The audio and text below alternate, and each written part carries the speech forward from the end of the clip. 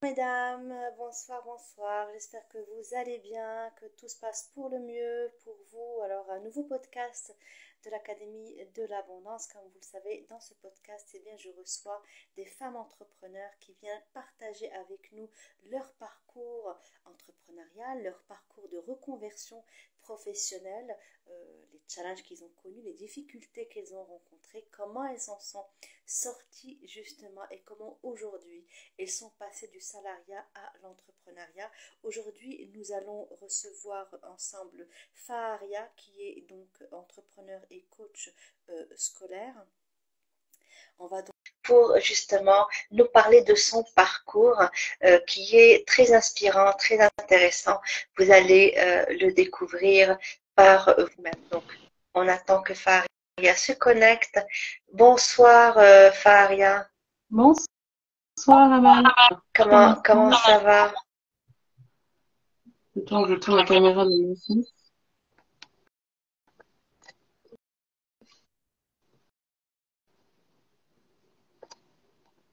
Voilà, Voilà. c'est mieux comme ça. Comment vas-tu? Ça va, merci et toi? Ça va, je te remercie. Bah, dis donc, il fait encore jour en France, là, il doit être 20 h chez vous. Oui, oui. Ok, bon, bah écoute, très bien, très bien, très bien. Alors Faria, comme je disais tout à l'heure, donc comme tu sais, dans ce podcast, je reçois des femmes entrepreneurs qui viennent partager avec nous leur parcours. Donc comment elles sont passées du salariat à l'entrepreneuriat. C'est pas une décision qui se prend à la légère, c'est souvent une décision qui se prend suite à une longue réflexion, peut-être même à un événement qui s'est passé, à un fait marquant que l'on vit et suite auquel voilà on a ce déclic, on se dit c'est le moment de se lancer. Donc aujourd'hui on va pouvoir découvrir ensemble ton parcours. Donc je vais te laisser te présenter Faria, dis-nous qui tu es, parle-nous un petit peu de toi avant de nous parler justement de ta reconversion professionnelle. D'accord. Tout d'abord, Amal, merci. Merci pour cette belle opportunité. Merci pour cette invitation. Je tenais à le faire dès le début. Merci. Donc, assez rapidement, du coup, je m'appelle Faria. Je suis maman de 3 enfants, 3 filles. Voilà, j'ai travaillé dans divers secteurs d'activité. J'ai grandi à Marseille. Je vis en Île-de-France depuis à présent quinzaine d'années, un peu plus même. Voilà, en gros, ce que je peux dire pour l'instant. Ok, alors parle-nous un petit peu de ton parcours peut-être académique qui a justifié les types de boulot que tu avais dans le salariat, parce que comme tu sais, en général, après nos études, on a un parcours relativement tracé. C'est ce qui a été certainement ton cas également. Est-ce que tu peux nous parler de ça? Oui, alors j'ai eu un bac STT, donc spécialisé dans les sciences et technologies du tertiaire. Bon, je pense pas que ça s'appelle comme ça aujourd'hui. Ça a dû changer entre-temps. C'était il y a déjà 23 ans. Ok. Mon bac. Ensuite, j'ai enchaîné avec un BTS. Non, j'étais à la fac pendant une petite année, mais j'ai pas du tout apprécié le principe de l'université. Donc, j'ai tout de suite changé et je me suis redirigée vers un BTS. Donc, j'ai un BTS en commerce international.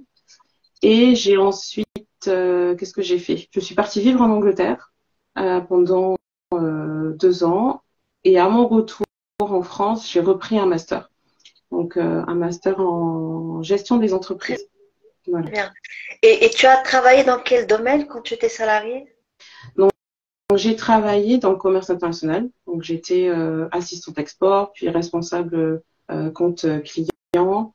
Et au bout de 7-8 ans, j'ai changé en mobilité interne. Donc, j'ai eu de la chance au sein de l'entreprise de changer de métier. Donc, j'ai travaillé pendant une dizaine d'années aux ressources humaines. Très bien. Ok, donc c'est quand même un parcours assez enrichissant dans le sens où tu as un petit peu touché aux principales fonctions d'une entreprise. Oui. Donc ça t'a donné déjà, on va dire, les bases pour comprendre comment on gère une entreprise. Et certainement maintenant que tu es entrepreneur, voilà, ça te sert d'une manière ou d'une autre. Comme je dis souvent, notre vie antérieure, elle nous sert toujours puisque c'est des compétences qu'on a développées, c'est d'une expérience qu'on a également acquise et qui nous sert et continuera à nous servir. Est-ce que aujourd'hui c'est ton cas également?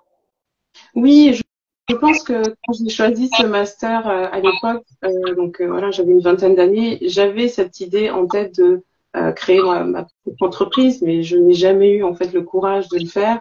Voilà, je l'ai fait du coup 20 ans plus tard quasiment. Ben, il est jamais trop tard, Mais hein, je tu pense sais. que jamais, c'est ça. C'est absolument. Moi-même, j'étais destinée à faire de la gestion d'entreprise. Enfin, j'en fais à travers l'entrepreneuriat et à travers les accompagnements que je fais, parce que j'accompagne les entrepreneurs également. Mais si tu veux, mon parcours académique et mon parcours professionnel étaient loin de ce que je fais actuellement. Donc, c'était dans le domaine du conseil, en stratégie, en marketing, en business, etc. Alors que quand j'ai basculé suite à ma reconversion professionnelle, j'ai d'abord commencé par du coaching de vie, tu vois. Je voulais plus entendre parler du monde de l'entreprise.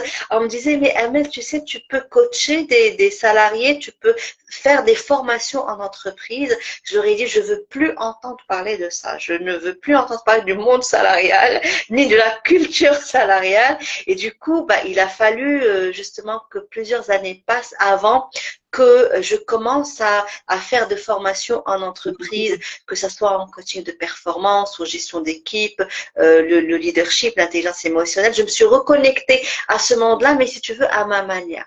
Alors, Faria, tu me disais, quand on a fait connaissance, quand on a échangé sur ton parcours, tu m'as dit quelque chose qui était très très important sur ce que tu faisais naturellement quand tu étais plus jeune et les choses pour lesquelles justement les personnes, ton entourage en tout cas te sollicitaient de manière naturelle et qui peut-être étaient déjà une sorte de, j'allais dire, un petit signe, tu vois, sur ce que devait être peut-être ton métier, ce que tu devais exercer, en tout cas le don naturel que tu avais, un talent naturel que tu as.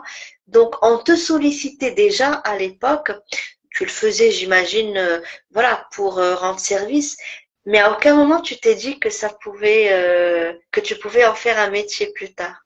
Non, non, pas du tout. Alors, Pas est-ce du que tout parce que tu peux nous parler de cette période-là? oui, oui, oui. Donc, comme je te disais, dès mes 14, 15 ans, j'ai fait du soutien scolaire. Donc, voilà, j'accompagnais les élèves.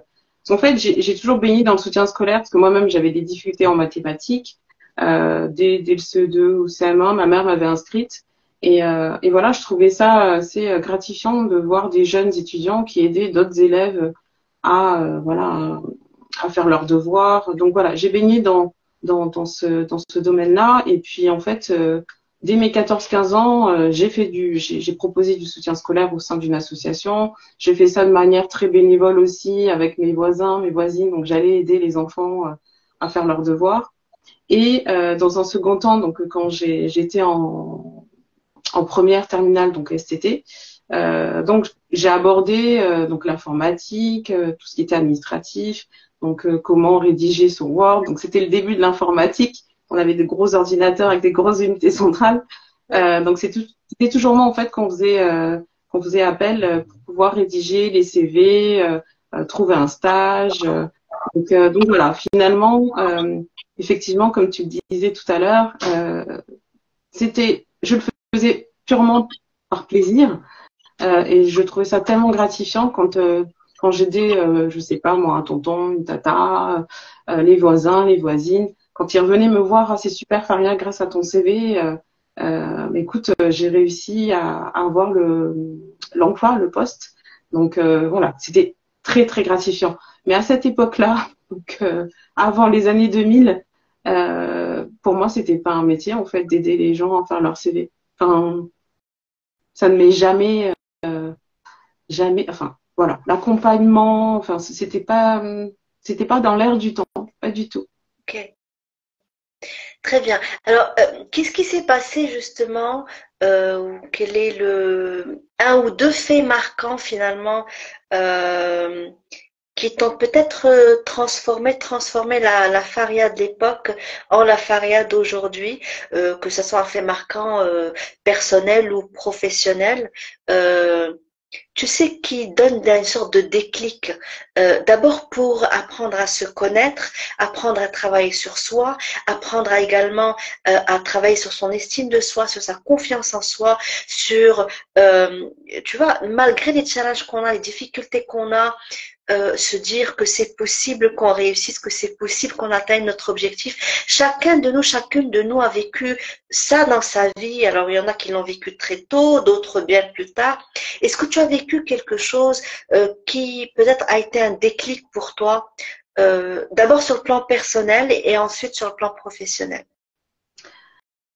Alors, j'ai eu, je pense, plusieurs déclics personnels dans ma vie personnelle. Le premier déclic, c'est le fait de devenir maman, d'avoir 3 filles. Et en fait, je me suis vue à travers mes filles en me disant, j'ai 3 filles, c'est génial, girl power. Par contre, je ne veux pas qu'elles traversent les difficultés que j'ai vécues. Donc, je m'explique. J'avais une très, très faible estime de moi-même quand j'étais petite. J'avais énormément de mal à prendre la parole devant la classe. Donc, réciter une poésie, c'était quelque chose d'horrible pour moi. C'était l'horreur. J'en dormais pas la nuit, la veille. Dès qu'il fallait comment dire, se mettre en avant ou voilà. C'était quelque chose, un exercice très, très, très compliqué. Donc voilà, j'étais un enfant très timide, très réservé. Voilà, j'avais toujours ces commentaires sur mes bulletins, ne participe pas trop en classe, élève sérieux, mais devrait participer un peu plus. Donc voilà, c'est ce qui m'a suivi tout au long de mon enfance et mon adolescence également, parce qu'en master aussi, donc c'était très compliqué de parler, de faire un exposé. Voilà, je me souviens encore pour ma soutenance de mémoire, la veille où j'ai été à la pharmacie en panique en me disant il va falloir que je parle devant un jury, il faut que je trouve quelque chose qui va me pouvoir m'apaiser. Donc voilà, à la recherche de quelque chose, voilà, à base de plantes. Bref, je prenais de l'homéopathie à chaque fois que je devais prendre la parole devant un public. Donc je me suis dit, j'ai pas envie que mes filles traversent ça. Donc en fait, j'ai commencé à lire énormément de bouquins sur l'estime de soi. Donc à ce moment-là, j'étais dans le commerce international et puis après dans les ressources humaines, donc très très loin du coaching. Et j'avais énormément de bouquins, et je les ai encore aujourd'hui, plein de bouquins, des exercices, des activités pour que mes filles en fait développent une bonne estime d'elles-mêmes. Donc ça c'est le premier déclic, devenir maman. Le second déclic, c'est Là, du coup, c'est un peu plus que devenir maman. C'est, j'allais dire, je parlerai pas de peur, mais c'est le fait de se dire, c'est une sorte de motivation externe. Voilà, tu manques d'estime de toi-même, mais la première chose qui t'est venue à l'esprit, et ça c'est un peu normal, c'est de se dire, ok, je veux protéger mes enfants de cette problématique parce que je sais qu'elle peut être handicapante, qu'elle peut voilà empêcher de parler en public, etc. Je veux pas qu'elles vivent ça. Donc souvent, enfin il y a deux types de sources de motivation et tu me diras si tu es d'accord avec ça. Une motivation interne où on se dit je ne veux plus jamais de ça, de ce qui marche pas. Je veux plus jamais souffrir, je veux plus jamais être, je sais pas moi, avoir un blocage particulier, comme ça peut provenir d'une raison externe en l'occurrence ici les enfants, et je sais que les enfants, pour avoir accompagné pas mal de parents, les enfants justement sont une source de motivation incroyable. Ça permet de voilà de se bouger pour aller, je sais pas moi, améliorer sa situation financière, changer de boulot, se lancer. Tu vois, c'est souvent une source de motivation. Donc c'est le déclic de devenir maman, mais j'ai l'impression que c'est beaucoup plus que ça. Est-ce que tu es d'accord avec moi? C'est beaucoup plus profond. C'est je veux protéger mes enfants et du coup je veux travailler sur ce volet-là de manière à ce qu'il ne leur arrive pas la même chose. Et du coup, ben, j'imagine qu'en cours de route, tu as également travaillé sur ton estime de toi-même parce que tu t'es formé pour elle, mais ben, au cours de cette formation, tu as également appris des choses Ah oui, sur toi et pour toi. tout à fait. Donc, tu fais référence à la certification coaching. Je fais référence au-delà de la certification coaching. On parlait tout à l'heure de la prise de parole en public. Tu vois, toi, tu étais en panique quand tu étais à chaque fois que tu devais faire un exposé. Donc, j'imagine qu'après, quand tu as commencé à te former à l'estime de soi, parce qu'aujourd'hui tu l'enseignes, tu l'as appliqué également pour toi. Aujourd'hui, tu me disais, voilà, tout à l'heure que tu es beaucoup plus à l'aise et que cette peur de parler en public fait partie du passé. C'est plus le cas. Donc, Oui, tu as oui, oui. appliqué ce que tu as appris. J'ai, sincèrement, j'ai développé mon estime de soi, de moi-même à travers la certification coaching, pas à travers les livres et les Oui, exercices que j'ai pu faire avec mes filles. ok. Je sais que voilà, encore en entreprise, c'était encore compliqué pour moi et j'adore les formations. Donc, le développement personnel, c'était un sujet clé pour moi. Dès que l'entreprise proposait une formation, j'étais la première à m'inscrire. Donc, j'ai fait énormément de formations et le déclic, je l'ai pas eu encore à ce moment-là. Je l'ai Ok. vraiment eu au moment de la certification coaching où pendant 9-10 mois, on a fait tout un travail d'introspection. Je me suis fait coacher pour pouvoir voilà, comprendre et réaliser, prendre conscience de la force du coaching avant de pouvoir coacher à mon tour. Donc, sincèrement, Comment tu as vécu cette période-là, justement? Comment tu as vécu cette transformation, cette introspection que tu as dû faire durant ta certification? Comment tu as vécu la transformation? bah, c'est assez intense, assez intense. Donc, j'ai beaucoup pleuré. C'est une période, sincèrement, c'est un cadeau que je me suis fait. Ouais. À la fin de la formation, je me suis dit, je me suis fait un très beau cadeau. C'est un de mes cadeaux de la vie. Au-delà du bilan de compétences, le bilan de compétences a été la première étape. La certification de coaching, ça m'a permis de me connaître, de mieux me connaître et d'aller au-delà, en fait, de dépasser en fait toutes les limites que je me suis mises en fait. Donc j'ai pris conscience que voilà, j'ai été construite de telle manière parce que voilà, c'est la vie, c'est comme ça, l'éducation, etc., etc. Donc j'ai pris conscience d'énormément de choses et voilà, cette transition a été difficile quand même. Hein. Je sais que j'étais encore salariée à ce moment-là, donc j'ai quand même enchaîné quelques arrêts maladie. Voilà, c'est comme si voilà, j'étais en pleine une renaissance en fait. C'est Donc ça. j'avais beaucoup de douleurs, c'était très physique aussi.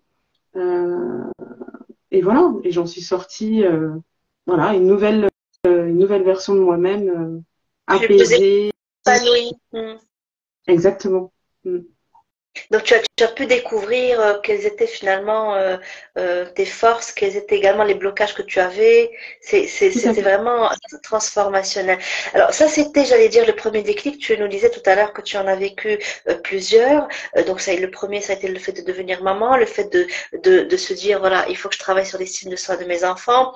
La certification par la suite, qui, bon, j'imagine, t'a permis à la fois en plus des livres que tu lisais, d'aider à la fois tes enfants, mais aussi toi-même dans ta quête vers la nouvelle Faria. Et tu m'as parlé également tout à l'heure d'un troisième déclic qui était le bilan de compétences. Oui. Et alors, parle-nous de ce bilan de compétences et des résultats de ce bilan de compétences et de comment justement il t'a aidé ou il t'a aiguillé du moins vers le nouveau métier que tu as choisi d'exercer aujourd'hui. Oui. Alors, le bilan de compétences, c'est un vrai cadeau. J'invite tout le monde à le faire. Voilà, on a de la chance d'avoir un CPF, un compte personnel de formation en France, donc faites-le dès que vous pouvez. J'ai réalisé le bilan de compétences durant mon du coup troisième congé maternité. Je me suis dit c'est maintenant. Voilà, quand on est dans le salariat, ben, on est dans cette routine boulot, métro, boulot, dodo, et on se donne pas le temps de faire un travail d'introspection, de se poser, de se dire bon, quelles sont mes compétences, qu'est-ce que je peux en faire demain. Euh, donc le bilan de compétences que ça a donné, les résultats, donc ce sont des métiers en lien avec les enfants, donc professeur des écoles, coach scolaire, et un troisième métier qui était dans l'accompagnement et plutôt axé sur le handicap. Donc accompagner les personnes en situation de handicap. Donc voilà en gros les résultats. Donc dans un comment? C'était les résultats du bilan de compétences. C'est ça, oui. Et donc, suite à ça, tu as pris la décision de te former au coaching de manière générale ou le coaching scolaire de manière spécifique. Comment s'est fait le passage à ta formation en coaching?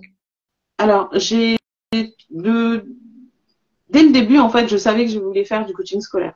Donc, je sais que voilà, certaines personnes vont se spécialiser dans le coaching en entreprise, coaching pour les femmes, coaching entrepreneur. Pour moi, c'était les enfants ou rien.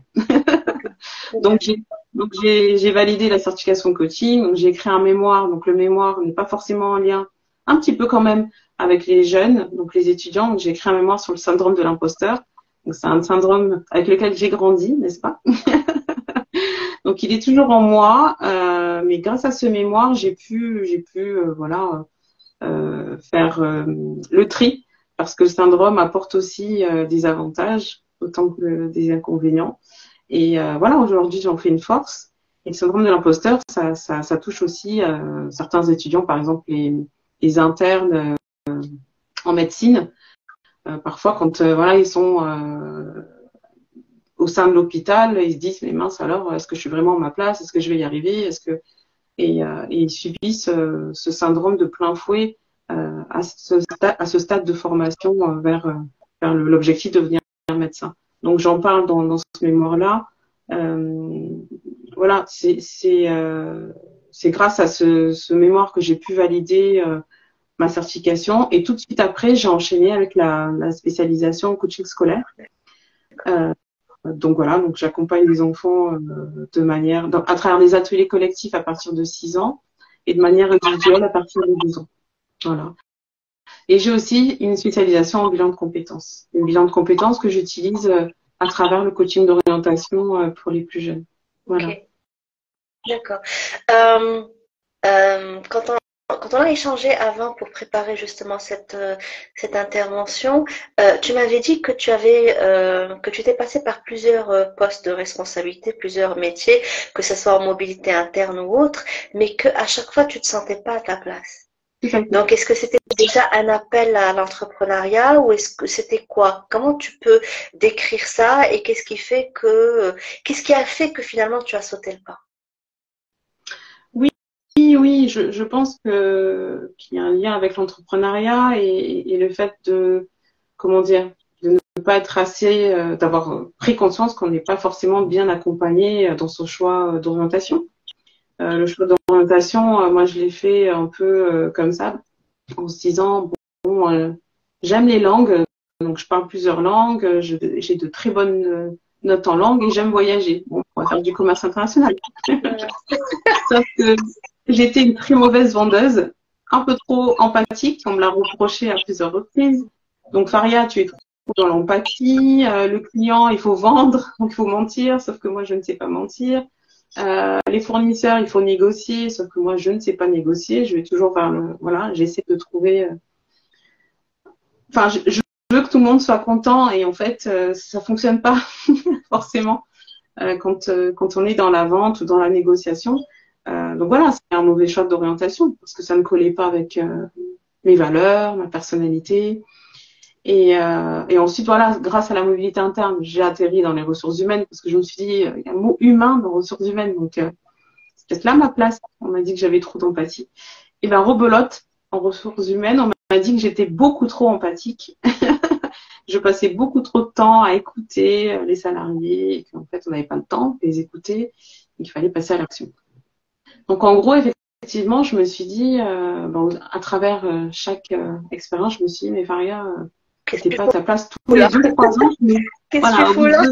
exactement. C'était la question que je me posais constamment. Qu'est-ce que je fais là?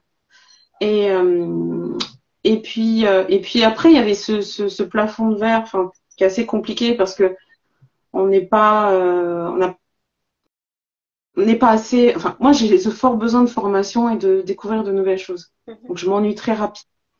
Donc, quand on est salarié, parfois on a de la chance de changer de poste assez rapidement, d'apprendre de nouvelles choses, etc.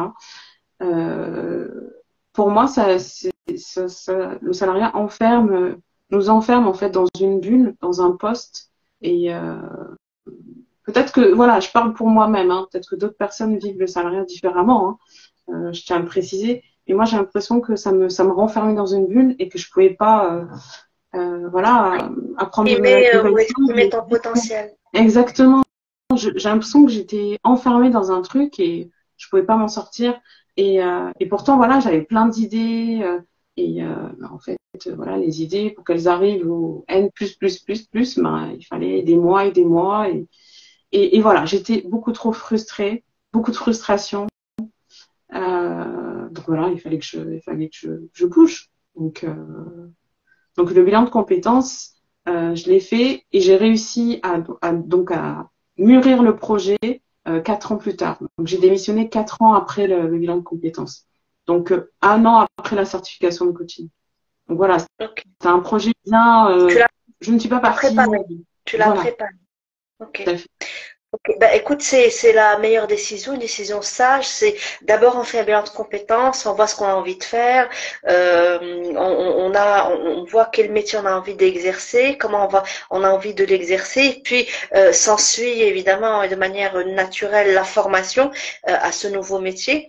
Peut-être aussi, je ne sais pas si ça a été ton cas, tu as peut-être commencé à exercer, même à titre gratuit, juste pour tester un petit peu ce que ça donne avec des gens de ton entourage, le temps de créer ton programme ou de créer ta formation et de te lancer. En tout cas, c'est un premier test qu'on a de ça pour voir si les compétences, les nouvelles compétences acquises, en fait, on peut déjà les expérimenter, les utiliser en faveur de nos clients ou s'il y a encore des choses à ajuster. Alors, comment t'es venue l'idée de te dire, voilà, c'est maintenant que je dois me lancer? Parce que on a malheureusement pas mal de personnes qui, voilà, ont souhaité se lancer.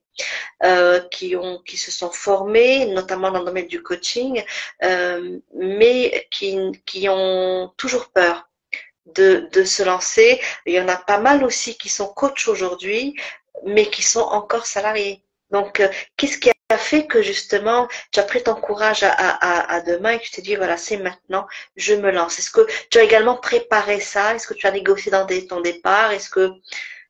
Comment tu as négocié, enfin, comment tu as géré ta transition? Comment tu as eu le déclic de te lancer et comment tu as géré ta transition financière et professionnelle? Oui.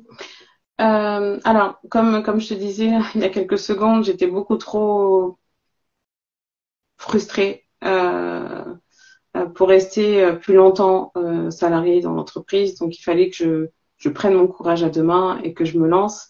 Effectivement, j'ai été accompagnée avant de partir, avant de quitter le salariat. J'ai été accompagnée par un conseiller en évolution professionnelle, voilà, qui aide à, à réaliser donc un business plan, comment dire, à, à faire en sorte que je prenne conscience que voilà, le marché du coaching n'est pas si simple que ça. À prendre conscience de la demande, de l'offre, etc., etc. J'ai été énormément accompagnée déjà, et ça m'a énormément aidée et rassurée. Ça, c'est un premier point. Le second point, je suis partie, donc j'ai quitté l'entreprise, mais avec une aide financière. Et j'ai mis en place d'autres choses avec un organisme, donc Transition Pro, pour pouvoir aussi être accompagnée par Pôle emploi. Donc, j'ai sécurisé la partie financière. Voilà. Ok. Ensuite, j'ai continué à être accompagnée par la CCI. Je pense que voilà, ça fait partie des conseils que je donnerais en fait, hein, pour pouvoir motiver une personne qui souhaite quitter l'entreprise, mais le salariat, mais qui a peur de se lancer. C'est effectivement, on ne part pas comme ça du jour au lendemain. On sécurise la partie financière, on s'assure que on a sa place sur le marché. En faisant des études, bien sûr, en évaluant ce que je disais tout à l'heure, l'offre, la demande, etc. Évaluer si le besoin est là, est présent. Et ensuite, l'accompagnement. L'accompagnement, en soi, là, il y a énormément d'associations qui accompagnent à titre gratuit. Des associations, donc je disais la CCI tout à l'heure, le conseiller en évolution professionnelle, il y a des business coachs. Donc, on a de la chance. J'ai l'impression que l'entrepreneuriat aujourd'hui, on a tous plus ou moins la possibilité de se lancer, de le faire. Il s'est un peu démocratisé, on va dire. Il s'est un peu démocratisé, voilà. C'est ça. Donc, et il y a aussi autre chose, mais plutôt personnelle pour moi. Il y avait mon anniversaire, mes 40 ans qui approchaient. Ok. Donc, c'était ton cadeau. Exactement. Je me suis dit, c'est maintenant. Okay. C'est maintenant. Sinon, je le regretterai toute ma vie. Donc, c'est voilà, c'est vraiment étape par étape, mûrir le projet, sécuriser la partie financière et de se dire, voilà, si je ne tente pas, je le regretterai toute ma vie. Donc, si je ne le fais pas aujourd'hui, ben, je le ferai jamais. C'est ça. Donc voilà. Et puis, j'avais aussi ma famille qui me soutenait. Ça, c'est très important aussi. Le soutien du conjoint, le soutien de la famille. Ma grande fille qui me voyait complètement, comment dire, triste en fait, d'aller au travail, de rentrer triste également et frustrée, énervée. Elle me disait, maman, mais il faut changer de travail si ça va pas. Donc, quand ton enfant te dit ça, tu te dis, il faut que je lui montre l'exemple, qu'on ne subit pas le travail. On choisit. Donc, voilà. Tu parlais tout à l'heure de, voilà, t'es arrivé à l'âge de 40 ans, tu t'es dit, c'est le moment. Comment tu l'as senti à l'intérieur, mis à part ce volet, comment tu l'as senti? Parce que bon, un anniversaire, on passe à un cap supérieur, une nouvelle année, mais au-delà de ça, il y a un ressenti que l'on a, comme une sorte d'appel ou d'urgence ou quelque chose qui se passe à l'intérieur, ou une sorte de force, on ne sait pas d'où ça vient, qui te dit voilà, c'est le moment, c'est le moment. Alors après, il y en a qui parlent effectivement de regret, j'ai pas envie d'avoir à le regretter. D'autres qui se disent les années passent, je me retrouve à faire quelque chose que j'ai pas envie de faire. Est-ce que je vais continuer comme ça? D'autres qui se disent oui, mais si je meurs demain, je vais partir en étant frustrée, en n'ayant pas fait ce que j'avais envie de faire. C'est comment tu as vécu cet appel entrepreneurial? Comment tu l'as vécu? Après, je te raconterai moi comment je l'ai vécu, si tu veux. Comment je l'ai vécu? Ben, beaucoup de tiraillements, beaucoup de questionnements, beaucoup d'insomnie, beaucoup de nuits sans dormir. C'est ça, c'est que ça mouline, hein, tu dis, voilà, qu'est-ce que... Un grand point d'interrogation. Énormément mouliné. Et puis, ce qui est difficile, c'est l'entourage aussi. L'entourage qui te dit, mais t'es complètement dingue, tu quittes un poste en CDI, énormément d'avantages, voilà, quoi. Tu fais ton 9h, 17h, et en plus, l'entreprise est pas très loin de chez moi. Donc, voilà. Donc, en plus, tu travailles juste à côté. Donc, tu avais les conditions idéales, finalement, pour rester dans le salariat. Complètement. Donc, l'entourage, c'est pas évident. C'est pas évident. C'est pour ça que j'ai eu énormément de mal à prendre ma décision. Et c'est pour ça que j'ai eu énormément de nuits sans sommeil. Mais comme tu le disais, il y avait un appel, il y avait un cri, comme un cri d'alerte. J'ai senti que c'était maintenant ou jamais. maintenant ou jamais. J'étais pas loin on appelle ça du bore-out. Du burn-out, ouais. C'est-à-dire que Voilà, là, tu étais déjà arrivé au maximum de ce que tu pouvais supporter. exactement. J'en pouvais plus. Donc c'était physique. C'était physique, sincèrement. Comme je te disais, j'ai enchaîné plusieurs arrêts maladie. J'avais beaucoup de tiraillements. Je me disais, qu'est-ce que je fais? Je reste, je pars, je tente. Enfin, à un moment donné, je parlais même de me dire, bon, je vais insister, je vais demander une mobilité interne en attendant de. Et puis, je pense qu'il est arrivé un événement où je me suis dit, non, en fait, j'en veux plus. J'en veux même plus, en fait, de mobilité interne. Je veux juste partir. Je veux juste me réaliser en tant que coach scolaire. J'ai tant de choses à apporter C'est ça, c'est à la ça. On jeunesse. se sent souvent, ouais. On sent cette limitation. On sent en même temps qu'on a du potentiel, mais qu'on est limité, on peut aimer ce qu'on fait, sauf qu'on ne le fait pas de la manière avec laquelle on souhaite le faire. Donc il y a de la frustration, il y a de la colère, il y a de la limitation. Moi, je disais à l'époque, euh, c'est comme si en fait j'étais un poisson qu'on avait forcé à être dans un fleuve, à vivre dans un fleuve, alors que j'étais un poisson qui était fait pour l'océan. Tu vois, donc tellement je me sentais à l'étroit, je me sentais limitée dans ce que je pouvais faire, dans l'impact que je voulais avoir. Encore une fois, on a une idée de ce qu'on a envie de faire et on a une idée sur l'impact que l'on souhaite avoir. Et puis comme toi, ça a commencé avec une succession aussi d'arrêts maladie parce que ça a commencé à devenir physique, ça a touché ma santé. Par la suite, je me souviens avoir suivi une formation en Theta Healing. C'était la première formation que j'avais fait en développement personnel. Je savais pas ce que c'était. Bon, voilà, donc j'étais partie pour voir ce que c'était. Et j'ai trouvé ça assez intéressant. Tu sais, comme on dit souvent, le hasard n'existe pas. Et puis tout ce qu'on vit finalement a été tracé à l'avance pour qu'on vive ce qu'on a à vivre. Et parce que c'est un cheminement, quoi, tu vois. Sur le tas, tu comprends pas ce qui se passe, mais avec le recul et puis des mois ou des années plus tard, tu comprends pourquoi tu as vécu ce que tu as vécu, que ce soit en termes de difficultés ou autre, parce que ça faisait partie d'un process. Tu devais passer par là pour comprendre des choses et pour évoluer par la suite. Et donc, je me souviens à cette époque-là, donc j'assiste à cette session de Theta Healing. Je pense que c'était sur 3 jours, sur 5 jours, je ne me souviens plus. Donc, une dame qui venait de l'étranger, qui était formée à cette méthode de Theta Healing, et donc arrive un moment où il demande à avoir une personne qui voulait se proposer pour justement travailler sur la méthode en soi, c'est-à-dire en tant que j'allais dire cobaye, tu vois, pour expérimenter la méthode et voir la puissance de la méthode, notamment dans la libération des croyances limitantes. Alors moi, comme je voulais absolument m'en sortir, donc je m'en foutais royalement du regard des autres. Et d'ailleurs, c'est la première chose sur laquelle j'avais travaillé, c'est voilà, me libérer du regard des autres. Donc je m'étais proposé, on était une vingtaine de personnes, je pense 20 ou 25 personnes. Je me propose et donc là, elle commence à faire son travail de questionnement.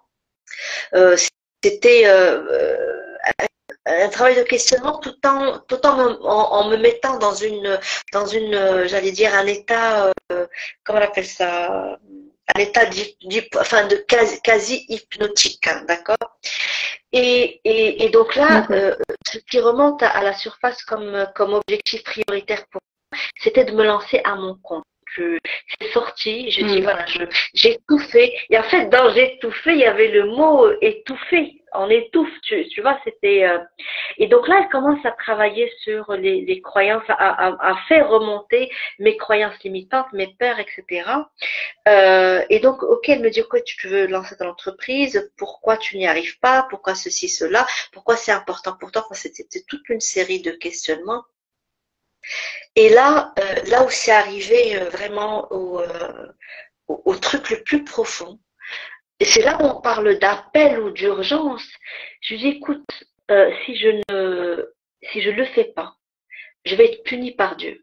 Alors, va chercher pourquoi j'ai dit ça, j'en ai aucune idée, mais c'est ce qu'il y avait dans mon subconscient.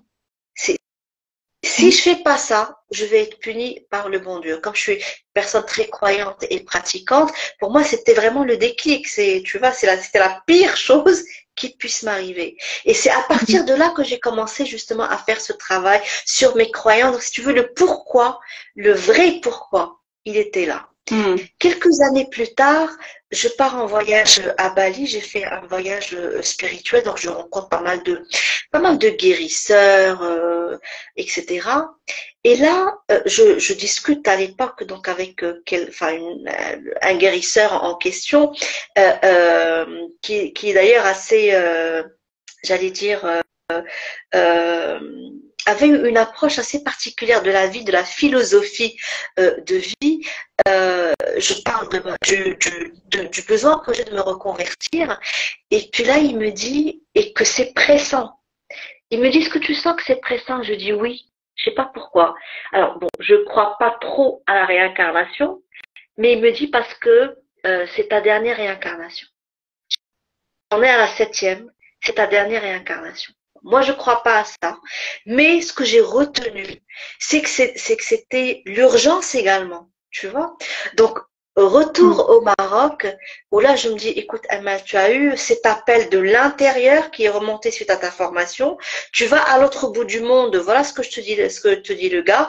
Je pense que c'est le moment, tu vois. Donc, et c'est de là où justement a commencé ma formation en coaching, etc. Donc, si tu veux, j'ai repris en main ma carrière pour me dire, OK, il faut se lancer. Tu sais pas comment, tu vas te débrouiller pour ça. Tu vas te former, tu vas te faire accompagner pour pouvoir faire les choses de la bonne manière. Et donc, moi aussi, bon, j'ai pu négocier mon départ, etc. Mais si tu veux, cet appel, c'est pour ça que j'insiste, j'ai pris le temps pour en parler, que ce soit en partageant ton expérience ou la mienne, pour justement que les personnes qui suivent ce live, qui sont présentes dans ce live et celles qui vont le revoir, connectez-vous à cet appel. Ça vient de l'intérieur. Évitez de vous lancer parce que c'est la tendance.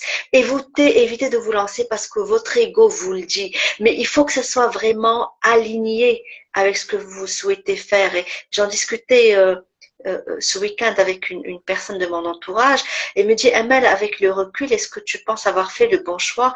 Je dis oui, et à aucun moment je ne retournerai au salariat. Tellement c'était décidé, ancré.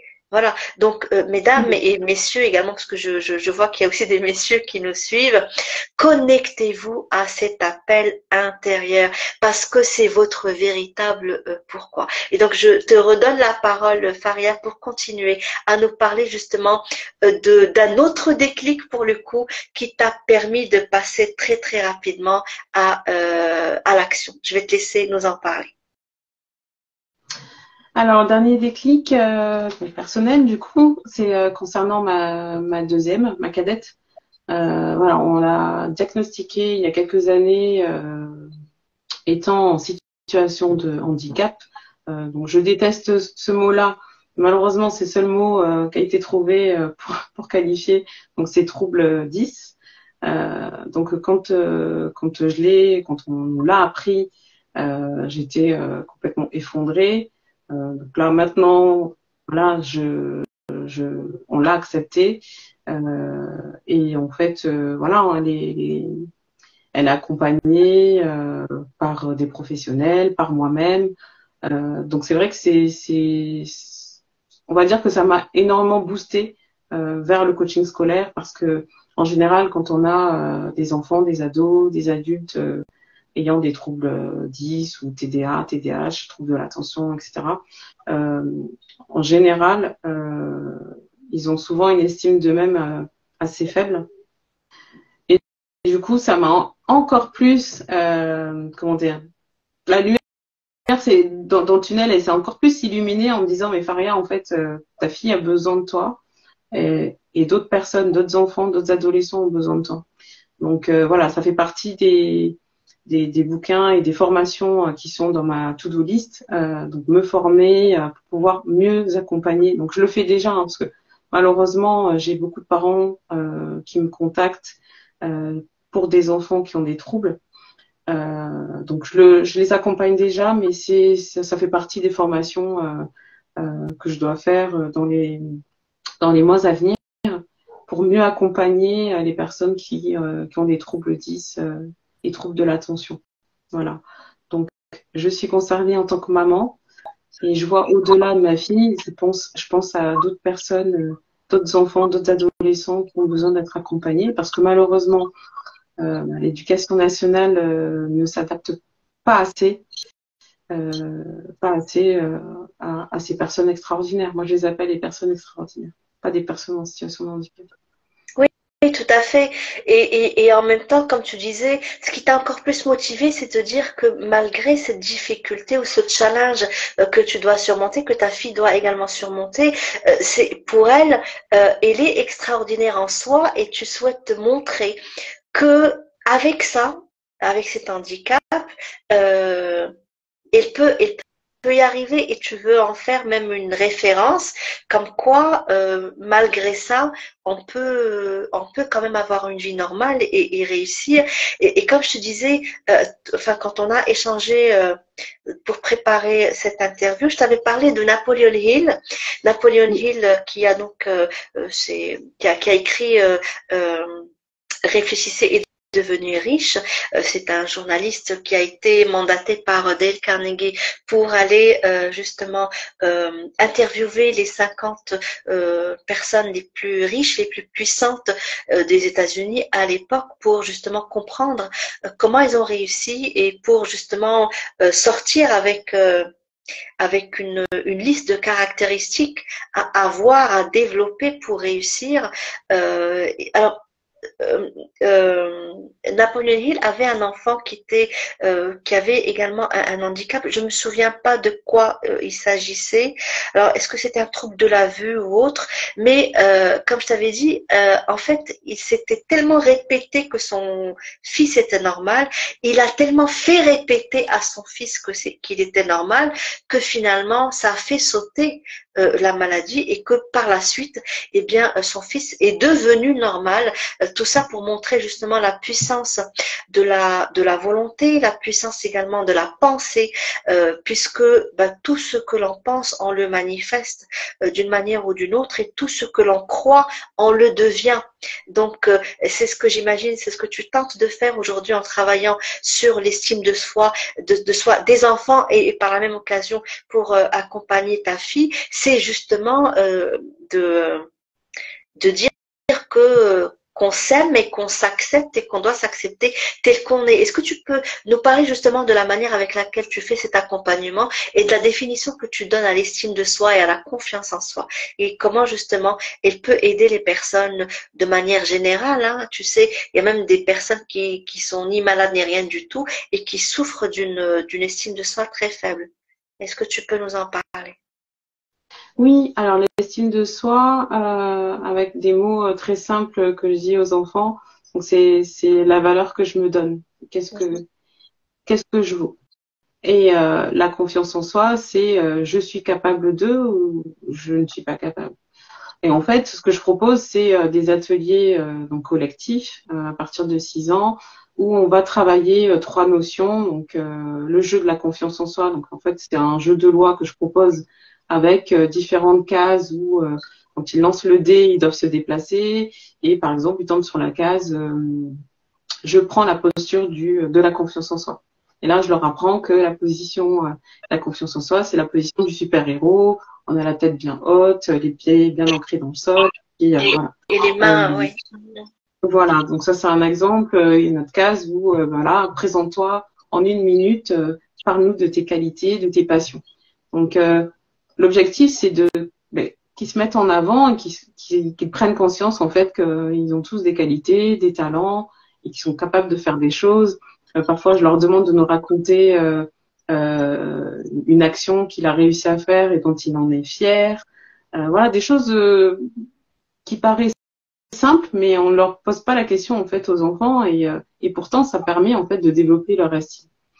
De même, ça c'est le premier atelier. Le second atelier, on va travailler sur l'identification des émotions et l'expression des besoins. Donc là, pareil. Le fait d'être capable de dire voilà, je suis en colère parce que je sais pas, mon petit frère a cassé mon jouet, c'est pas forcément évident pour les enfants de l'exprimer. Donc ça, on l'apprend et je leur propose un jeu. Ils vont découvrir tout un vocabulaire autour de la colère, tout un vocabulaire autour de la tristesse et tout un vocabulaire autour des besoins qui existent. Donc prendre conscience qu'on a des besoins insatisfaits, de pouvoir le dire, quoi. Je ne suis pas content parce que il m'est arrivé telle ou telle chose. Je pense que si on apprend ça à l'école ou ailleurs, ça aiderait tellement en fait dans la vie au quotidien. Voilà, on parle d'harcèlement scolaire, on parle de tellement de choses malheureusement pas très joyeuses. Je pense que travailler l'expression des besoins et des sentiments, ça devrait être la base à l'école. Donc on travaille tout le lexique autour des émotions et des besoins à travers ce grand atelier. Et le troisième, on travaille sur les réussites et les rêves. Donc, prendre conscience qu'on a réussi à faire des choses aujourd'hui, étant petit, et se projeter dans le futur en se disant, j'ai réussi à faire, je sais pas moi, à faire du vélo sans les petites roues. Ça veut dire que plus tard, je serai, parce que j'ai été capable de faire quelque chose aujourd'hui, je serai capable de faire quelque chose demain. Donc, moi, demain, je veux devenir astronaute. Et pourquoi pas? Et donc, en fait, on travaille autour de la réussite. Donc, voilà, c'est un moyen de développer l'estime de soi également. Donc, ils repartent avec un vision board, donc un tableau des rêves. Donc, on essaye de faire des choses assez concrètes qui puissent repartir à la maison avec un support. Ils vont pouvoir en fait retravailler, rajouter des photos, rajouter des dessins, le mettre dans la chambre. Je remets aussi un booklet, un petit livret avec des exercices pour développer l'estime de soi à la maison aussi, avec les parents qui vont réfléchir sur leur personnage inspirant, sur leur qualité, sur leur goût, plein de petites choses en fait pour mieux se connaître, pour mieux s'aimer. C'est très beau ce que tu fais et j'imagine que ça donne d'excellents résultats aussi. Et j'aimerais qu'on revienne, Faria, sur ton lancement. Comment tu as vécu ton lancement? Quelles sont les difficultés, les challenges que tu as connus? Qu'est-ce que tu as fait pour justement les dépasser? Mon lancement. Alors j'essaie de me remémorer cette période-là. Donc le lancement, à partir de quand je remonte à mal? Au moment où je choisis le nom de l'entreprise, Au moment où tu as décidé de quitter le salariat.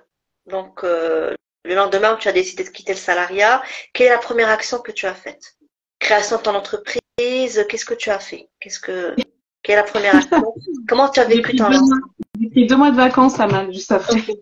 Bah écoute, c'est un peu normal pour justement le break est un peu normal pour déjà oublier un petit peu, même si on peut pas oublier en 2 mois, mais j'imagine que ça a dû te faire beaucoup de bien. Oui, oui. Donc un gros break. Au moment du lancement, j'ai accumulé tellement de formations justement pour la création d'entreprise, donc il a fallu que je fasse un choix au niveau de la forme juridique. Et puis j'ai été accompagnée également pour créer mon site web. Donc je me suis fait un petit plan, un plan avec des dates.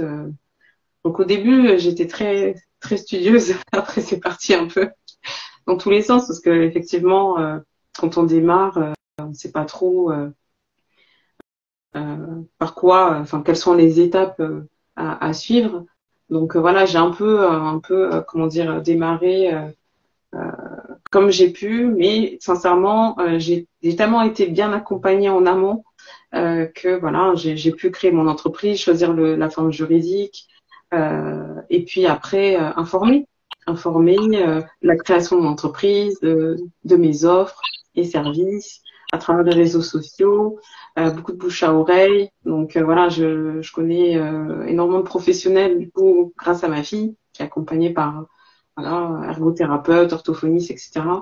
Donc voilà, j'ai créé ma carte de visite et j'ai commencé à communiquer au moment de la création.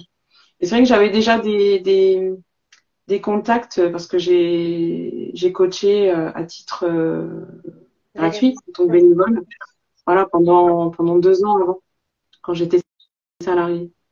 Donc voilà. En gros, j'ai démarré en communiquant sur les réseaux et en communiquant de bouche à oreille. Ok. Maintenant, avec le recul, quelles sont, si tu veux, les erreurs à ne pas commettre, même si, bon, encore une fois, l'échec n'existe pas, c'est une succession d'apprentissages finalement. Mais si tu devais refaire, est-ce qu'il y a des choses que tu ferais autrement, d'autres choses que tu ferais pas? Quelles sont les erreurs vraiment à éviter pour se lancer, j'allais dire, de la bonne manière. Alors, tu t'es déjà lancé de manière sécurisée parce que, comme on disait, tu as sécurisé la partie financière qui est très importante. Ensuite, tu as pris le temps de te former. Donc, tu as fait les choses vraiment dans les règles de l'art, tu vois.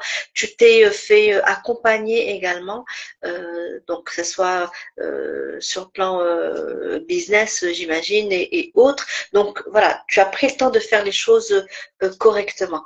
Est-ce que, donc déjà, avec ça, est-ce que pour toi c'était ce sont des choses fondamentales qui peuvent parfois poser problème quand elles ne sont pas mises en place. Il y a pas mal d'entrepreneurs qui se dépêchent de se lancer sans avoir ces fondamentaux.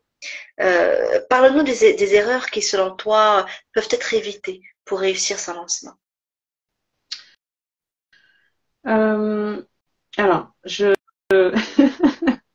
je veux pas dire que j'ai pas fait d'erreur pour l'instant parce que voilà, en entreprise n'est pas, comment dire, je fais pas un chiffre d'affaires de dingue pour l'instant parce que c'est compliqué il faut que je gagne en visibilité. C'est progressif, on va dire. Exactement, se faire connaître, c'est très très long et il faut être patient. En termes d'erreurs, je réfléchis, je réfléchis et en fait j'ai tellement sécurisé, j'ai tellement été accompagnée et ce que j'ai fait aussi, c'est que j'ai contacté énormément d'entrepreneurs, énormément de coachs sur LinkedIn.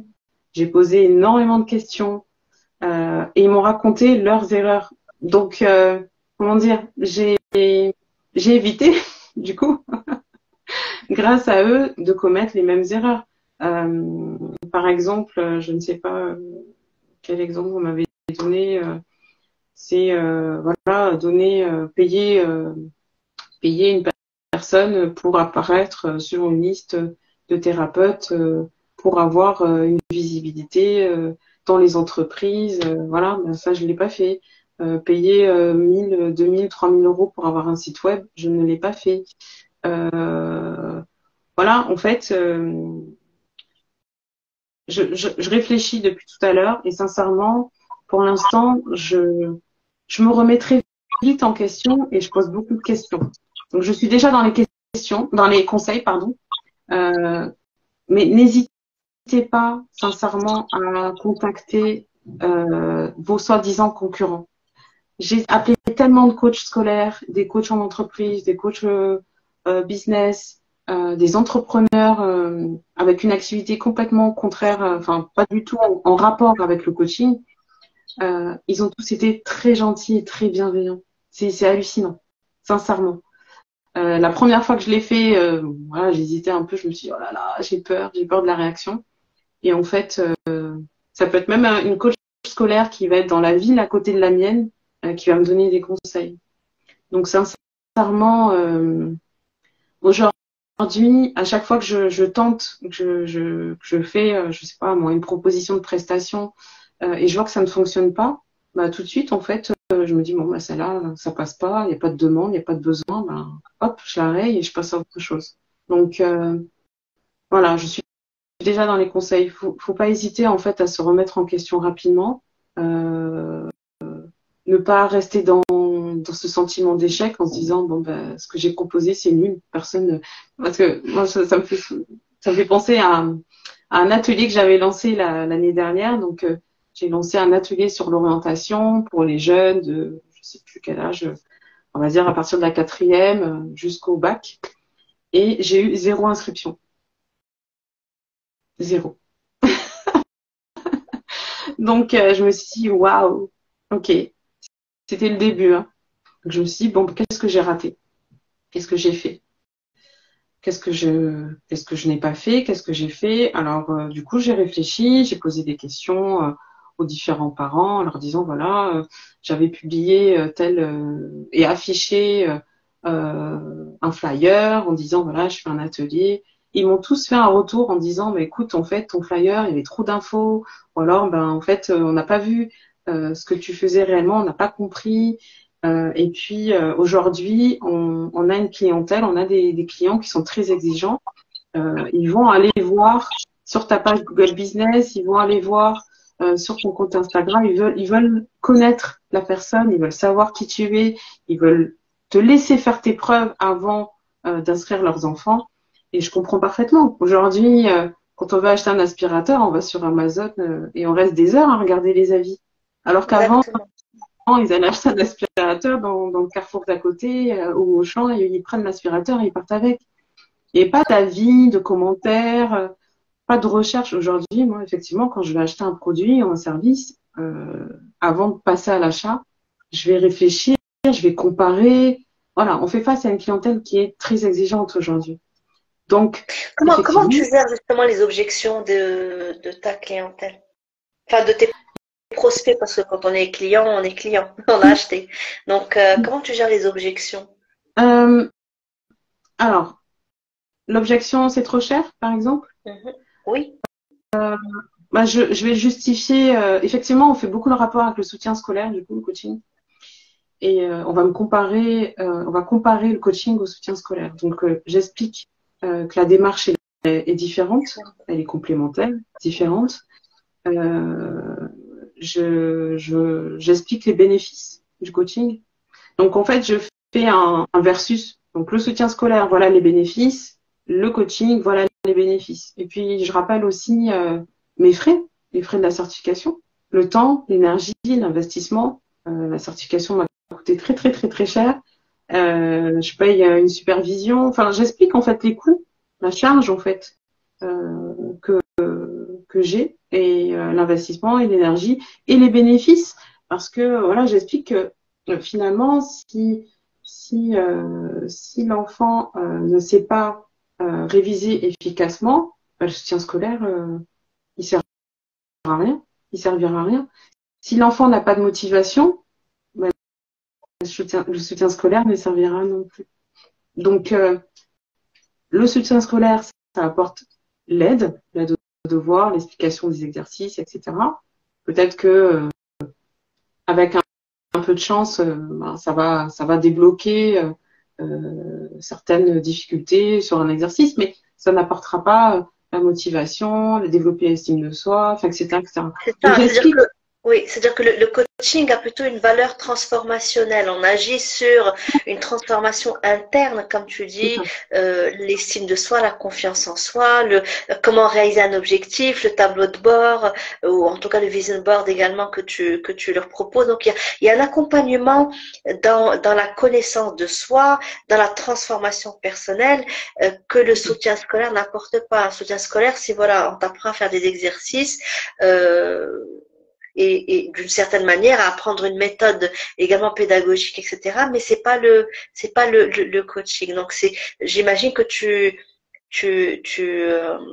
je vais pas parler de justification parce on n'a pas besoin de se justifier quand on connaît la valeur de son programme ou de son accompagnement, mais plutôt de Oui, l'explication et dire voilà un peu la différence et voilà en termes de résultats en tout cas ce que vous pouvez obtenir. Ok Faria, pour conclure ce live, quel conseil tu donnerais aux personnes qui souhaitent se lancer et qui ont peur justement, comme on en parlait tout à l'heure, la peur du lancement est présente encore chez certaines personnes qui sont davantage dans la sécurité. Quel conseil pourrais-tu donner pour qu'ils puissent se lancer? alors j'ai plusieurs conseils. Donc le premier, bien sûr, c'est croire en soi, croire en son potentiel, croire en son projet. Dans un second temps, s'entourer d'entrepreneurs qui cette force et cette motivation grâce au salon. aux différents salons sur l'entrepreneuriat où j'ai pu participer, Mhm. c'est là où j'ai vraiment senti un coup de boost, où je me suis dit, c'est génial, je veux faire partie de cette famille d'entrepreneurs, s'entourer à travers les associations, les réseaux d'entrepreneurs, ne pas rester seul, ne pas rester seul parce que c'est vrai, quand on est seul à ruminer, on pense à son projet alors qu'on est derrière son ordinateur ou ailleurs à l'extérieur en train de travailler en tant que salarié, il faut en parler. Il faut en parler pour qu'on, enfin, comment dire, en parler parce que ça libère et on peut être aidé et rassuré. Sincèrement, comme je disais tout à l'heure, on a énormément de chance d'avoir cet engouement et, comme tu disais tout à l'heure, la démocratisation de l'entrepreneuriat. Donc, il faut en profiter grâce à toutes ces associations et puis